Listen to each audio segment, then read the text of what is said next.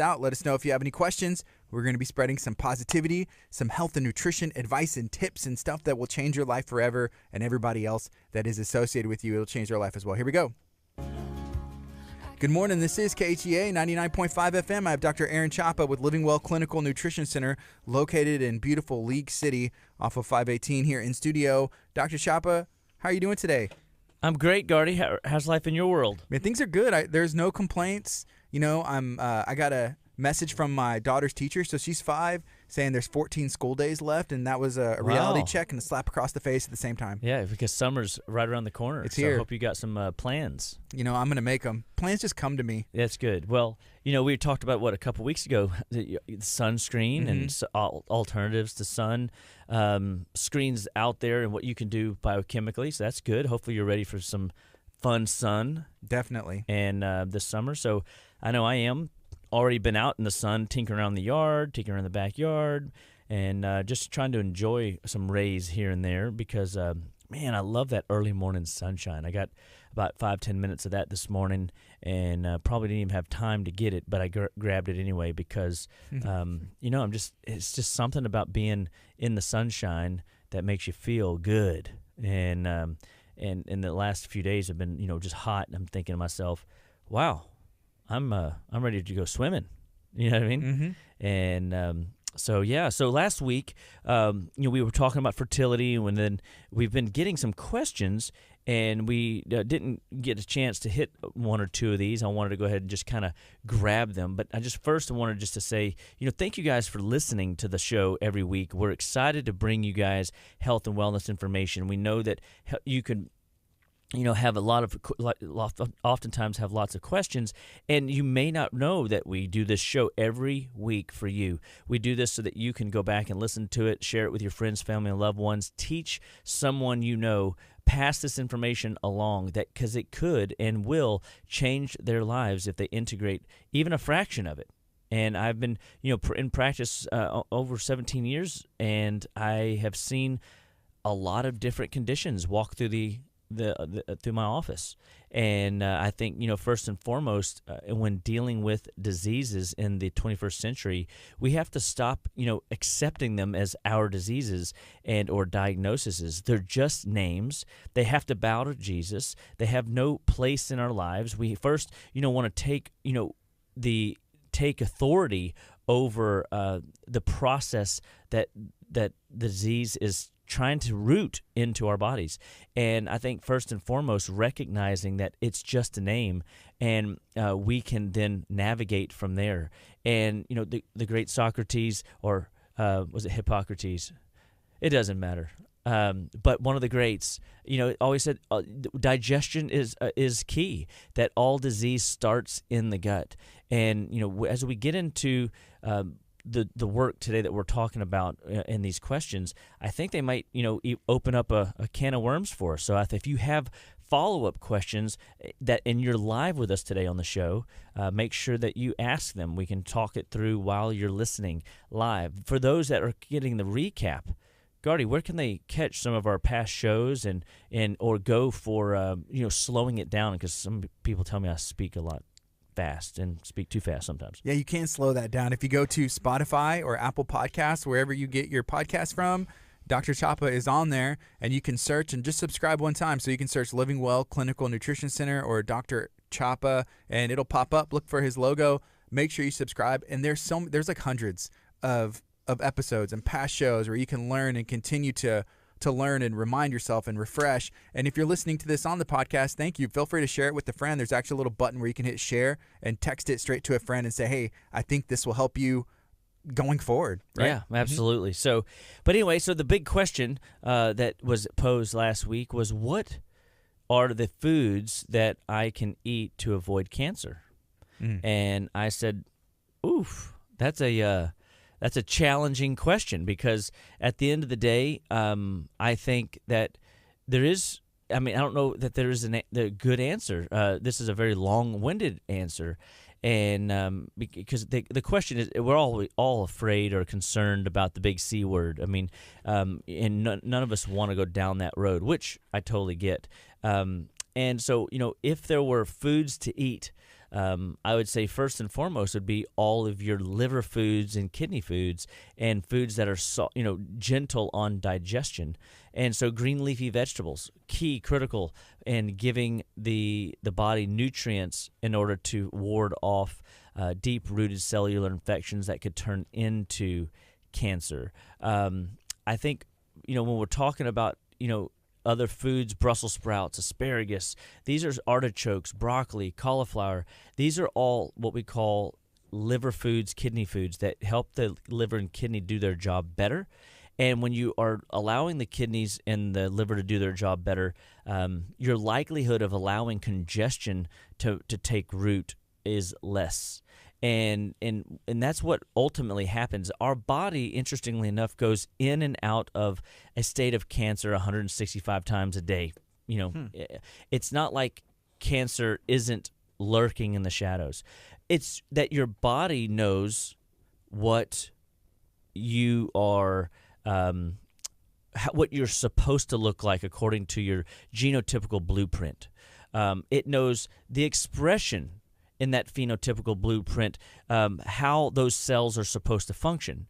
And so I think if the body is going in and out of a state of production and some of these cells are rogue agents, the body's going to recognize it, assuming that it has a high level of mineral, vitamin saturation.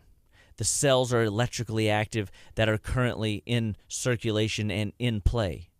It's when when these rogue agents come on the scene, the body goes, wait a second, that doesn't look right. And then before they even get off the assembly line, before these rogue cells even get into circulation to become a player on the field of good health, your body has already annihilated it, turned it, recycled it, put it back into manufacturing for rehab and to be reconditioned.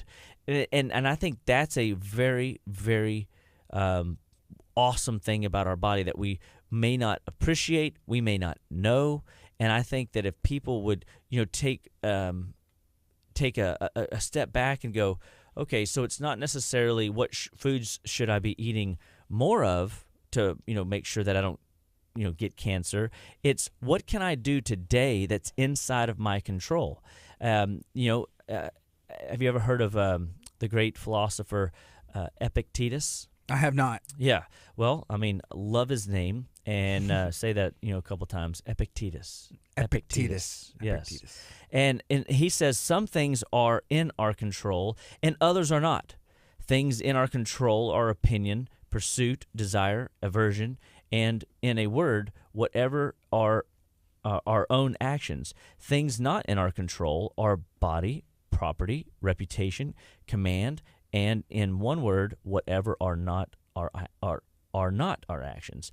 And so Epictetus gives us a wise word this morning, and I think it just sums it up right in the beginning. Some things are in our control, and some things are not. A ounce of prevention is worth a pound of cure. Y'all have heard me say this a few times in the past, and I can't say it enough, because what is in your control is that you can eat more healthy foods. You can simply, go to the philosophy of Dr. Chapa, which is what you eat's important, but what you don't eat is more important. More important. And so what could we avoid in the form of cancer-causing foods? Mm-hmm. And I think that we go, all right, so yes, of course he was going to mention Brussels sprouts. I hate Brussels sprouts, they say. Or broccoli. Oh, nobody likes to eat the broccoli.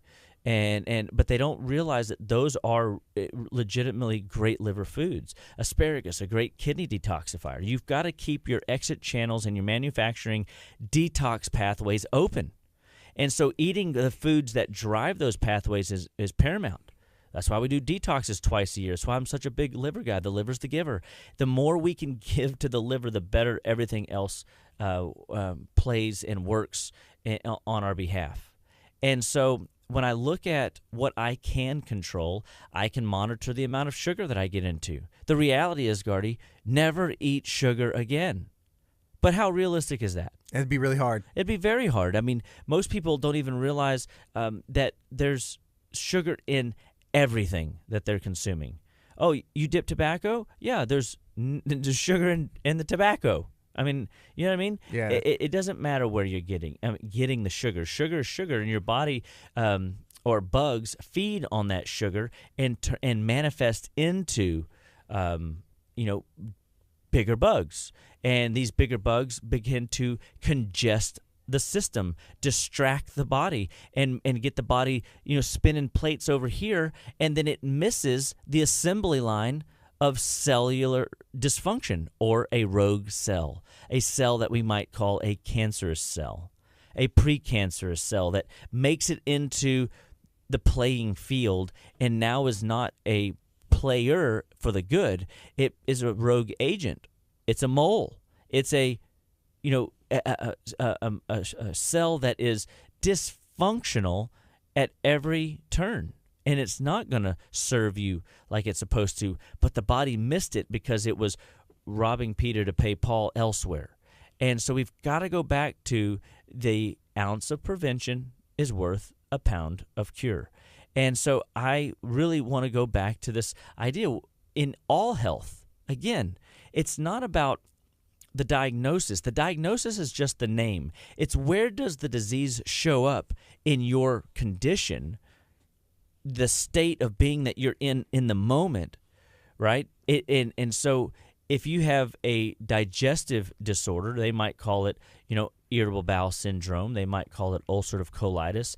To be more specific to where is the inflammation. If it's rheumatoid arthritis, we know that it's the joints that are inflamed and being the target of these rogue agent cells that are going out and dropping bombs on the joints. When we look at multiple sclerosis, we look at the brain, and we know that it's all neurologically derived, and there's dysfunction in the myelin sheaths, and there's dysfunction in different aspects of our brain tissue. And so, but that's just where the congestion is. That's where the acidity is. That's where the body is having an inflammatory response. But one of the things that I've always talked about is 80% of all disease starts where? The cellular level. Yes, but even simple, like a little bit broader. Let's go, come out of the cells and look at just our basic tissues. So we've got our lungs, we got our heart, cardiovascular system, we got our nervous system and brain, we got our digestive system. Is it the gut? It is. Very good. So 80% of all disease starts in the gut. I would venture to say even beyond that, the more I have played this game, 100% of all disease starts in the gut. It goes back to what our great philosopher said earlier in the show when I mentioned that all disease starts in the gut. So what's going on in the gut is differentiating the absorption of nutrients, vitamins, minerals, essential fatty acids, what we can do then to assimilate those vitamins, minerals, essential fatty acids into healthy tissue that will drive healthy function. And so if you invest your blood, sweat, and tears into any one system, I think the better way to answer that question, what are the foods that I can eat to avoid cancer, it'd be better to say, what organ system could I invest in to best increase my chances of avoiding cancer? Wouldn't that be a better question? Because if you take care of the gut, which has the square footage of a tennis court, which means if you and I were standing shoulder to shoulder, how many of us that are listening today could stand shoulder to shoulder on a tennis court? A lot. It'd be a lot of us. And so if the square footage of a tennis court is dirty, well, it makes it a little bit challenging to play the game. And so in this case, the analogy is the game of life, the energy of life, the vitality of life, the vim, vigor, and vip that we talk about so often, that we want you to experience for yourself. So if you are experiencing symptom patterns that is not been diagnosed yet into a disease, you have weeds in your garden, you've got a little debris on your tennis court, and you've got some areas where you can go ahead and start working to clean up. And if you just start in the gut, the digestive tract, from the stomach from what you eat in your mouth down through into the stomach, into the small intestine, large intestine, and to make sure that everything is evacuating appropriately. Just this week, I've got 3 cases. One that has been experiencing seizures. One frozen shoulder. One skin rash, and every one of them started in the gut. They are not having a bowel movement every day. And I'm mind-boggled. I'm still mind-boggled that, man, how can the gut have so much power? Because it's your first line of defense. If it's all gummed up and dirty and you can't eliminate the waste and it gets recycled and recirculated back into the blood, then you've got inflammation and oxidation and acidity happening in the blood. That is stressful to the body, so the body is quickly going to purge through every exit channel, whether it's your sinus cavities, your skin, whether it's going to take root as a storage in the brain, and now all of a sudden you have symptoms. One of the symptoms in this case was seizures. The seizures were from bowel being too slow. If the symptom is the skin rash, you've got mucus and pus and trash, literally. What is the word I want to use? It is just oozing out of the skin. I wanted to find a really good word. That was a good visual, oozing. Mm-hmm. And it's not. I mean, and these are real conditions that people are dealing with. But see, at this point, it's no longer a weed; it's a condition, and the condition left unchecked turns into a disease or dis-ease, where the body begins to. They can diagnose it into a disease process, and it tears up the tissue and it destroys the tissue, or it becomes so inflamed that it becomes a cancerous tissue, and that cancer then begins to replicate itself because it's just like having a very dirty area of town where it's just not safe to be there, right? A lot of guns, violence, and drugs, and bad decisions. Okay, well, maybe you can't buy safety, right? So you've got to pick a better area to live. Well, we want to make sure that we give our body the good guys, good bugs, and the good yeast, and the good of help that God has given us ecology-wise, a good terrain to live in the gut lining. Because we never want to get to a place where we're in dis-ease. We want to stay in a place where the body can easily manage, like gardening and just trimming the hedges, de-weeding the garden for 15, 20 minutes, and things are working like they're supposed to. What does it manifest like in our bodies? It manifests into good mental clarity. It manifests into good, healthy, focused energy all day long. It helps, you always working to have... names, numbers, and words coming to you regularly. I'm sitting here thinking to myself, man, I'm so excited to share this. I'm stuttering, speaking over my words, and I'm thinking, oh, I should have taken some more brain supplements before I came in.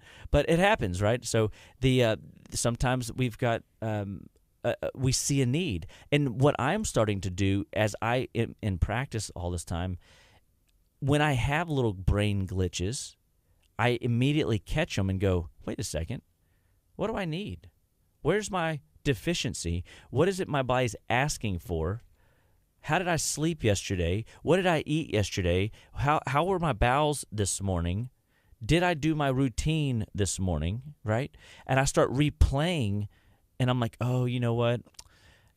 Yeah, I might have had a bite of, chocolate cake on Mother's Day.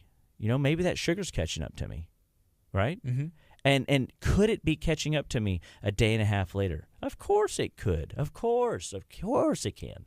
And so you have to be okay that the foods that you ate this weekend may start to kick you in the pants today, 2 days later, right? And people don't realize that. People have a hard time gripping the reality that there are things in their control and there are things that are not in their control. Epicetus. Say it. Epictetus. And it's a great name. Mm-hmm. And It's so epic. it's totally epic. That's right. And so we want to grab hold of what can we do to live the best life we can today. And so I think eating green leafy vegetables, lots and lots of Brussels sprouts, asparagus. Hey, you don't like Brussels? You don't like asparagus? Hey, all you have to do is change up how you're cooking them. You know, if you bacon wrap the asparagus, tastes really good. If you take the green beans and you don't like them, but you wrap them in bacon, a little dollop of ketchup and bake it, whoo, tastes good. With ketchup on it? Yeah. You said? You know, they've got plenty of healthy versions of ketchup that aren't loaded and laced with, excessive amounts of high fructose corn syrup. That's good. Mm-hmm. So just get a good ketchup that doesn't have high fructose corn syrup. Because remember, we also said, hey, eat these things, but you've got to avoid some of these things. You've got to avoid the sugar. And so recognizing that all foods have sugar in it, you got to start getting savvy and learn how to read the label. Learn the buzzwords. When you see high fructose corn syrup, put it back. It's garbage. Guess what? They'll change it, except what they've done is they've changed the name. Instead of calling it high fructose corn syrup, you know what they do? They just changed high fructose corn syrup to crystalline fructose. Well, if you start seeing crystalline fructose on the label, put it back. Sounds beautiful, though. Well, it does, but at the end of the day, it sounds beautiful. It's a ring into the ears to all the dirty bugs in your body, to all the bugs that want you to be returning back to the dirt and to kill you off faster than your designated time should have been or could have been. And so we want to make sure that we don't feed the enemy camp. We want to feed the good camp in our sorry, I have a thought going through my head. I'm just going to share this story because it's kind of funny. Talking about enemy camps. Had a patient come in the other day and he goes, I got to show you my new toy. And I'm like, oh, what is it? And it's a gun. And he pulls his gun out and he shows me his gun, and I'm like, that's cool. I like it. I like guns. And he sets it down on the table, and then he's just sitting there, and I look at him, and then I'll read his shirt, and on his shirt it says, "Compost your enemies." Oh my goodness. I was just like, oh my gosh. I was like, your shirt is awesome. And then the gun's next there, Yeah. And it's like we're good, right? Like we're not enemies. Yeah, we're not enemies, right? Same side. I'm not going to be fed to the wrong camp, right? We want to feed the good camp. And when you feed the good camp vitamins, minerals, essential fatty acids, and then you starve the enemy camp of sugar and processed food and garbage oils, guess what happens? You set up the terrain for healthy cellular function, for healthy, proper physiological function. Your body can eliminate toxins. Your body won't store toxins. And then all of a sudden your brain works better. Your body performs better because the brain's communicating better. And then the body's communicating better back to the brain, saying, brain, thank you for telling me all the great things I needed to do today. I feel so productive and so energetic and so vibrant and so alive. And every day is that way. Your body goes into a deep rest state and you sleep through the night, and your body heals and rejuvenates and recovers through the night. And then you wake up feeling more refreshed in the morning than when you went to bed. And this happens week after week, month after month, and all of a sudden you realize, wow, I used to be diagnosed with conditions or diseases, and now I have these little symptoms, and now I don't even have those. My body performs at a high functioning level all the time. My mind is alert. My heart is receptive. My tissues are firing on all 8 cylinders. Everything is doing what God designed it to do. That is how health should evolve. So you don't have to go down that enemy road and be decomposed negatively. We want you to be fully alive all the days of your life, fully functional in spirit, mind, and body, as I like to say.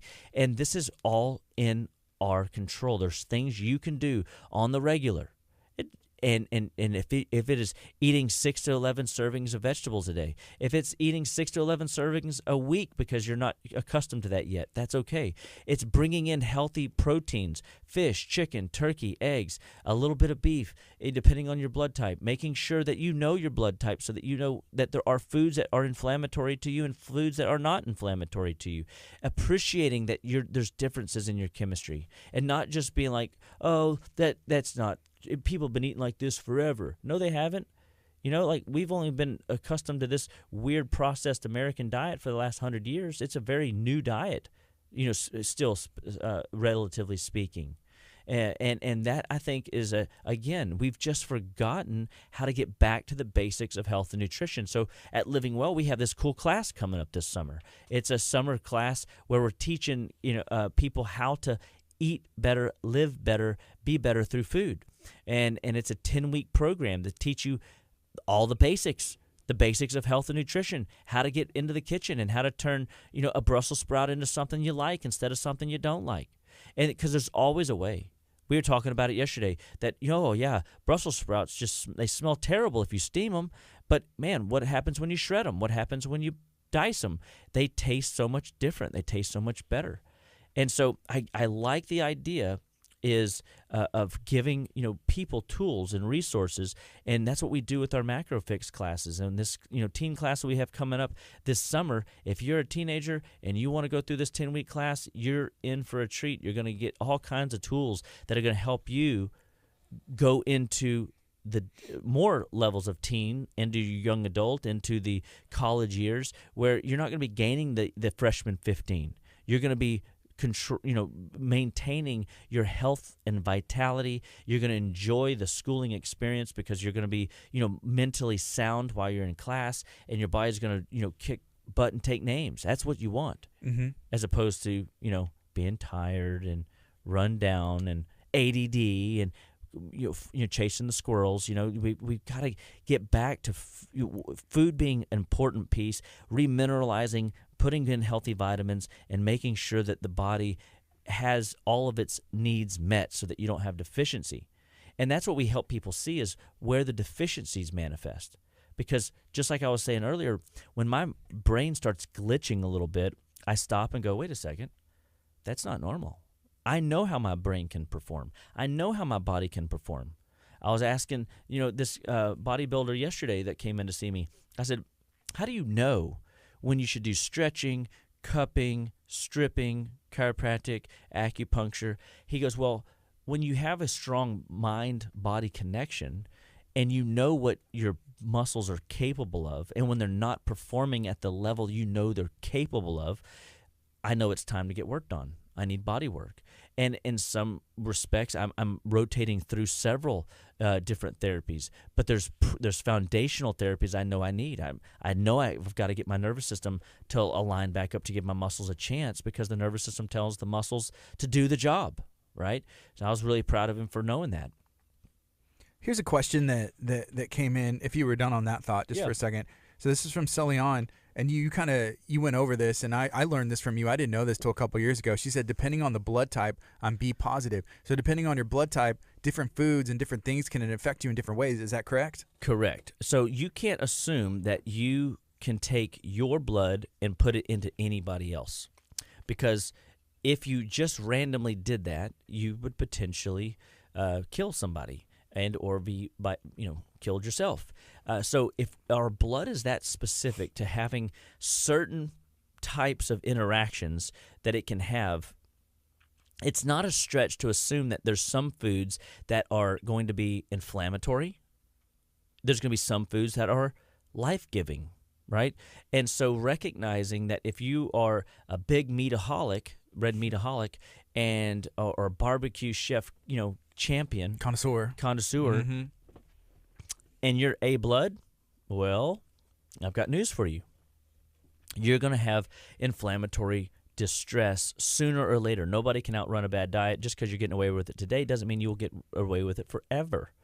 And so, not that I'm speaking death over you either. It's just what I've seen. My practice has taught me over the years that, we call it the case of the suddenlies. The patient finally shows up in our office and goes, oh my gosh, I used to be able to do this and I used to be able to do that, and now I can't do any of it. What happened? How'd this happen to me? I don't know. I guess things like that happen to people like you. I'm not sure. But at the end of the day, here's what I know, is that you can get to a place where the tipping point begins to shift. And when you get the shift to happen, that shift can go in your favor or out of favor, and now the things you used to be able to do, you can't do. Uh-oh, that ain't good. And that's very disruptive if you're a red meat connoisseur in your A blood. My girl, my oldest Kinley and my wife Tiffany, neither one of them can digest red meat very well. not even really a bite. It really sits like a brick in their stomach. And I had a hard time appreciating that early on in my career. But every time we would go to a nice restaurant that didn't use the MSGs and the garbage and the bad oils, we knew that they were cooking it well. I didn't have a reaction. My in-laws didn't have a reaction, but sure enough, my bride and my oldest sure had a reaction. They had digestive pain, belly pain, vomiting in some cases, migraine headache, and it was consistent. We could almost predict it within 72 hours of that red meat. They would have a problem. And so it could be certain fruits that people get into they shouldn't get into. It could be certain fats they get into they shouldn't get into, nuts. And so we teach people how to avoid the foods that are on their avoid list more frequently, more consistently than and to eat more of the foods that are on their superfoods list.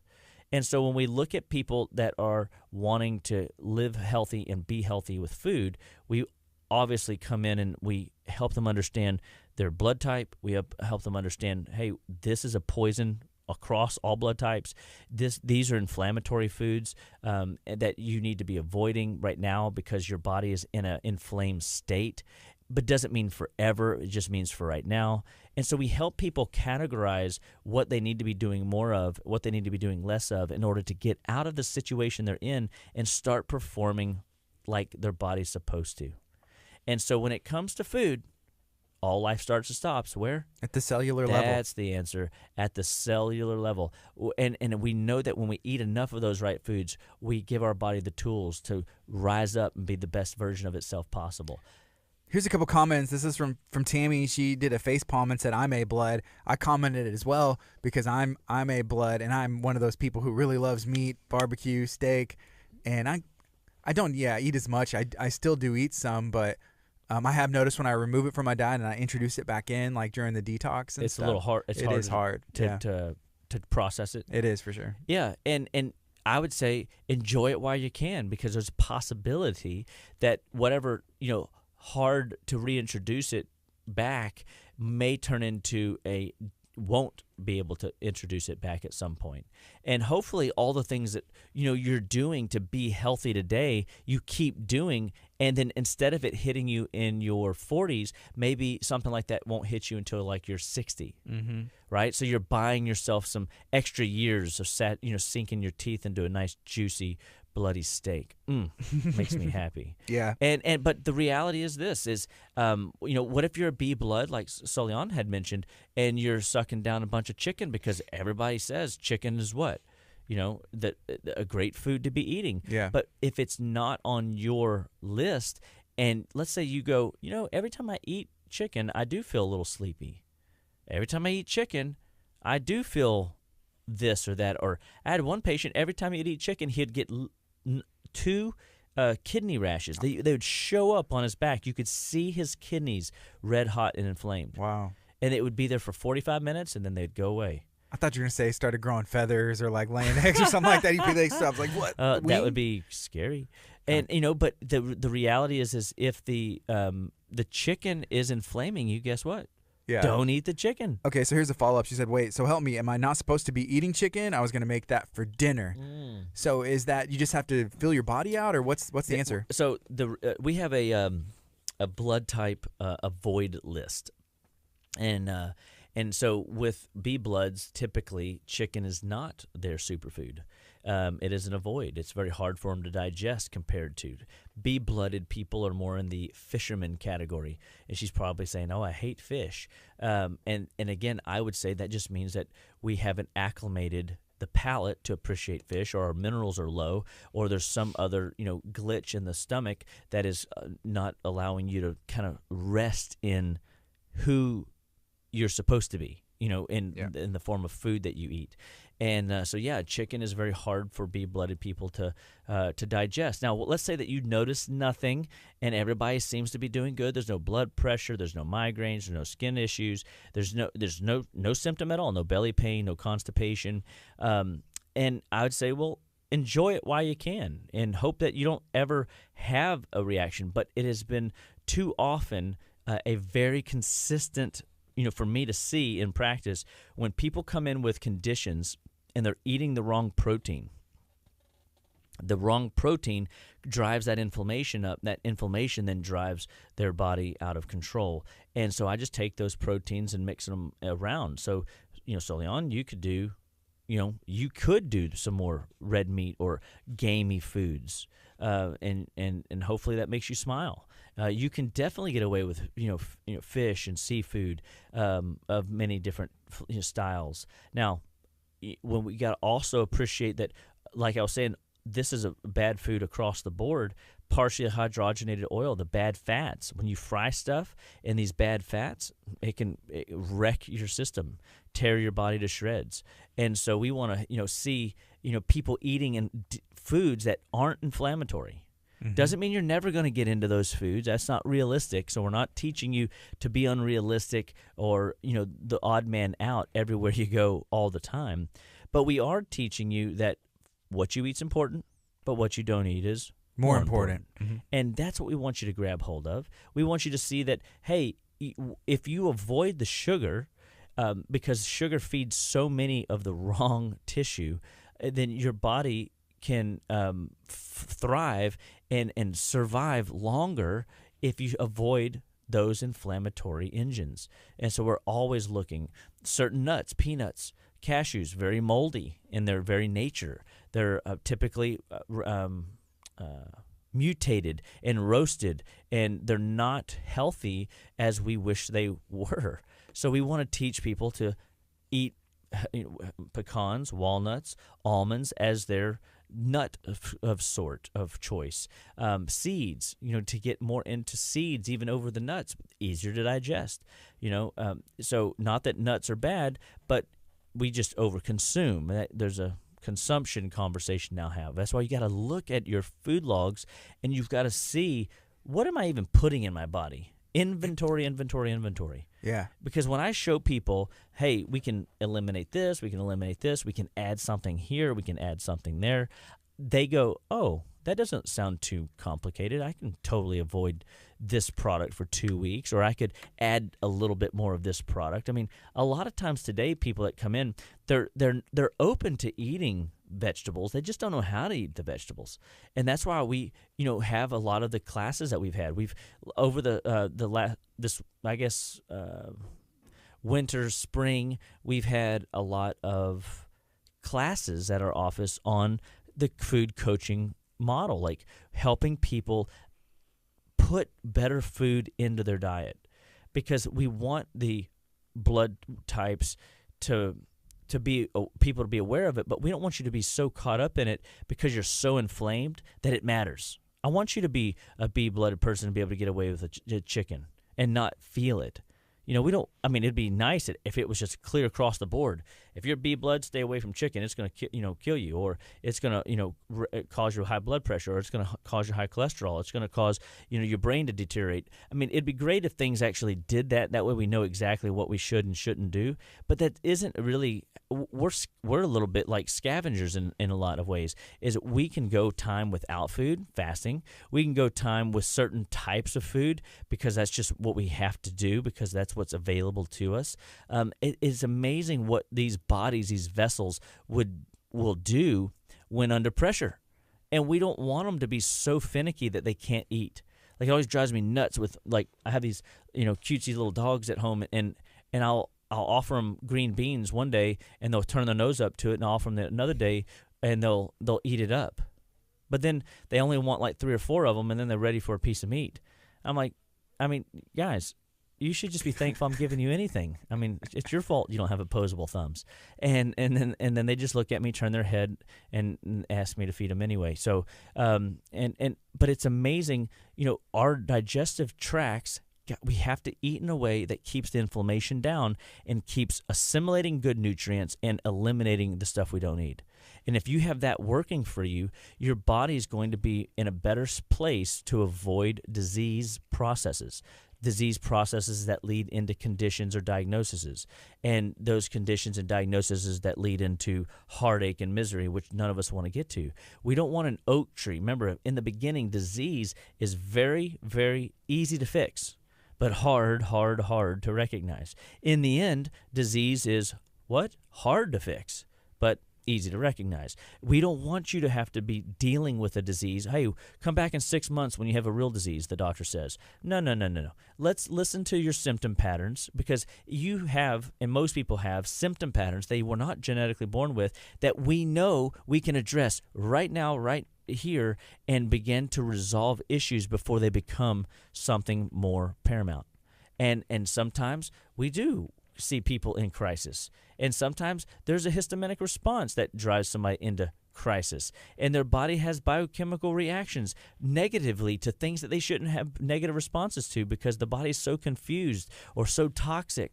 And we have to help the body eliminate these waste particles more effectively and help the body catch up on all the old paperwork that it has built up over the years. You know, if you're supposed to get rid of 2 pounds of poo a day and you only get rid of 1.5 pounds, guess what? You're accumulating waste. And when you accumulate enough waste and you can't get it out, it's just a matter of time before you start having symptoms. Brain fog, energy dips, you start feeling low back pain, you start having weight gain, you start having knee pain. And it's just like now these old nursery rhymes that drive us nuts. We don't want our elbow to be connected to our shoulder and our ankle to be connected to our knee. And we don't want it all to affect each other, but it does.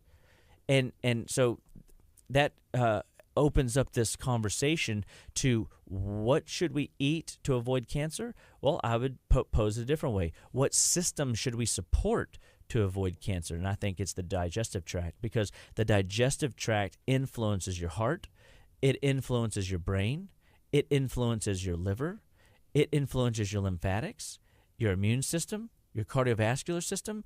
It's endless. The digestive system is where it's at. 100%, in my opinion, 80% other people have said, and all the way back in time, when there's disease, look at the gut. The gut is the source. And if we can alleviate any of the burdens that you're carrying by alleviating the waste buildup in the digestive tract, your body will perform better. That's good news, because there are so many ways we can come in and support the GI tract. How can we do that? We can support the GI tract by doing a 21-day detox. You can support the digestive tract by getting on our 10-day detox. You can support the digestive tract by doing our 5-day cleanse program, where we're sucking trash out of the bowel just to clean it up. We could just simply get your bowels moving.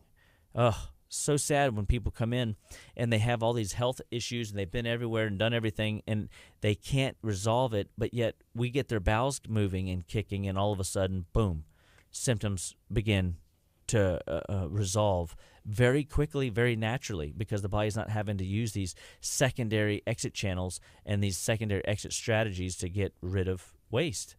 That's all the body's doing, is the body's just doing anything and everything it can to make sure those toxins don't stay in the blood and those toxins don't reside in your brain, and that they don't inflame and burn your joints and cause you weeks and months and years of potential heartache. I've had a rheumatoid patient come in, and she had a finger that was swollen 3 times the size of normal, her first digit joint, that middle joint, and it was red, it was painful, it was inflamed. For years, it was this way. And she had this. I had her do. We wound up doing 2 or 3 detoxes, and we wound up doing over the course of like 3 months, and different versions of liver work and anti-lymphatic, or I guess lymphatic congestion work. We started cleaning up her body. It was just a cleanup case, and then every time we would do the detox, and every time we would support the liver, and every time we would open up the kidneys, and every time we would, make sure the lymph are draining like they're supposed to, the finger would turn more like its normal white color. And that deep, hard, red pain inflammation began to just dissolve. Now, the finger never, because she was fixed for so long, it was so swollen for so long, she never was fully able to get full range of motion and keep that range. But the finger looks so much more normal. Even the size began to shrink. And as time goes, I believe she'll actually get even more range back because there's less buildup of toxins that have been stored in that particular joint. That literal joint was carrying a massive burden that her body felt, hey, this isn't a safe place to have it run around the vital organs, around my heart. No play area there. I mean, that's serious business. But she doesn't need that finger. So I'm just going to store it in that proximal joint there, and I'm going to have that just be the dump site. Well, she didn't really like that because it restricted the finger, it inflamed it, but that's just where the body chose to dump it. We started cleaning it up, and the body started cleaning up that mess. And that's what happens. Wherever the disease is in your body, the disease will begin to resolve itself when you start the appropriate cleaning measure. So what else can we do? We could come in and just make sure that you're evaluating and learning how to see your diet for a what you should be eating more of program. We could also help you see of foods that you need to be avoiding in order to maximize good health and vitality. And this allows the body to perform better longer over time. And so I give people all these little tools and tricks and resources. I think that the coming in and looking at the gut, simply maybe we just do a probiotic protocol or what we call a gut restoration protocol where we're going to overhaul it. Maybe we're going to get in there and de-yeast it a little bit or see if there's any parasites present. We can help get rid of bugs that are overrunning the tissue down in the gut because the liver's smart. The liver, being the giver, will not dump into an already toxic bowel. So if the bowels are already bound up, locked up, and congested, the liver's going to try to find a secondary strategy to deal with the toxin. Because your body's always generating toxins. And if we can get the body to deal with the toxins better, then we know that the symptoms that are causing you to seek medical advice are going to be more under control, and your body is going to continue to begin to thrive instead of just survive or get by. Because nobody just wants to get by. People want to survive. They want to thrive. They want longevity, vitality, but they just don't know how to get there.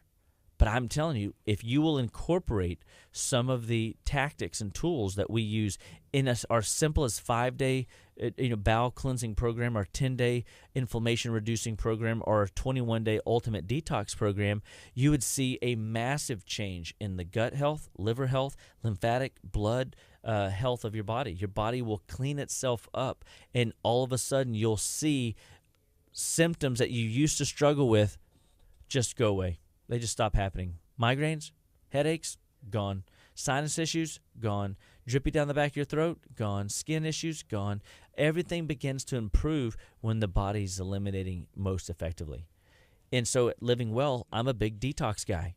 I love cleaning up the bowels. I love working with the digestive tract because it is 100% of the time my number one focus. I have to continue to work on it because even when I have a person that's going through a situation elsewhere in the body, let's say it's a brain case, let's say it's a lymphatic skin case, I know that I'm going to have to take care of that bowel because sooner or later, all those toxins that I'm reverting back towards the bowel has to be ready to handle it.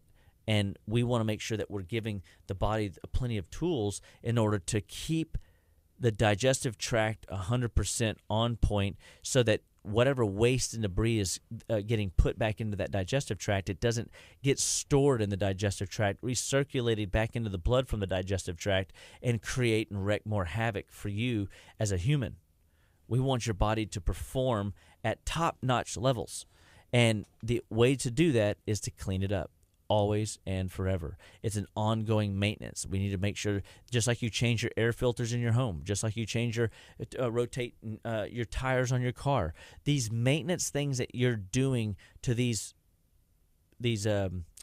machineries in our world to make them last longer, to make the investment worth it, you can see your body the exact same way. As an analogy, the better you take care of it today, the better result you'll have tomorrow. And we want you to kind of build your health with the idea of what do you want it to look like after you've done built it. If you have an idea that you want to live vibrantly all the days of your life, you want to feel energy, you want to live with a good, strong, sound mind, the things you are doing today, the situations you're finding yourself into today will affect your tomorrow. So don't make it your tomorrow self's problem. Let's make it what can I do today that I can control in order to maximize my health and vitality for tomorrow, for the end days, for when my body needs me to really, make good, healthy choices. Because that's ultimately the long-term goal, is to make sure that the body is been given over time what it needs to perform well, and it will do exactly that. It doesn't mean that none of us won't get out of here alive. We're all going to the same place, but at the end of the day, we should be able to control what we can and control the journey as much as we can and enjoy the process. And so if you don't like food, we'll teach you how to like food. We'll teach you some cool skill sets on how to live better and be better through good, healthy living practices. At Living Well, we want to be your number one health and wellness resource. We want to teach you the basics of health and nutrition. We want to show you how to get that vim, vigor, and vip energy back into your life so that when your kids want to play, you've got energy to play. When your wife or your spouse wants you to go out to dinner, you have the energy to do that. Living well should be a fun, enjoyable experience because it should open up your palate. It should open up your mind. It should open up your attitude. It should help you be more creative, more vibrant in every area of your life. And I just get excited about talking about it because I believe that all life starts and stops at the cellular level, and nutrition drives it. If we can get good nutrition in, you're going to feel better, and more better all the days. If you can keep the good nutrition in, then you're going to avoid the pitfalls, the sufferings of many disease processes, because the things you do get will be just very common, a little common cold from time to time. You're a little bit of a issue with, man, I'm not, performing on all 8 cylinders today. So then you stop and go, oh, what did they say I could take? What did they say I should do? What detox am I ready to get on? There's always something as a tool that you can reach for whenever you let us be your health and wellness resource and coach at Living Well. So at Living Well Clinical Nutrition Center, we believe in you. We know that you can live better, be better, and stay better every day, all day. So if you have questions, comments, concerns about where your health is and what you want to do to better that health for tomorrow's great and wonderful future, give us a call, 281-554-8600, and have a fantastic and lovely day. Visit us at justlivewell.com, and Gardy's going to tell you where you can find some of our latest and greatest podcast. On Spotify or Apple Podcasts, wherever you get your podcasts from, search Living Well Clinical Nutrition Center. Search Dr. Aaron Chapa. Make sure you subscribe. Once you subscribe one time, it'll notify you if you have your notifications on anytime there's a new episode. And again, I think the coolest thing is going back and listening to all the past ones and then being able to easily share it from your iPhone or your Android phone and text it to a friend, and then they can have their lives changed forever, just like that. Like, it's a message that they need to hear. Just share it. Super easy. Super easy. Mm-hmm. And so God bless you guys. Have a fantastic, lovely day, and we'll see you guys next week. This is KHEA Radio.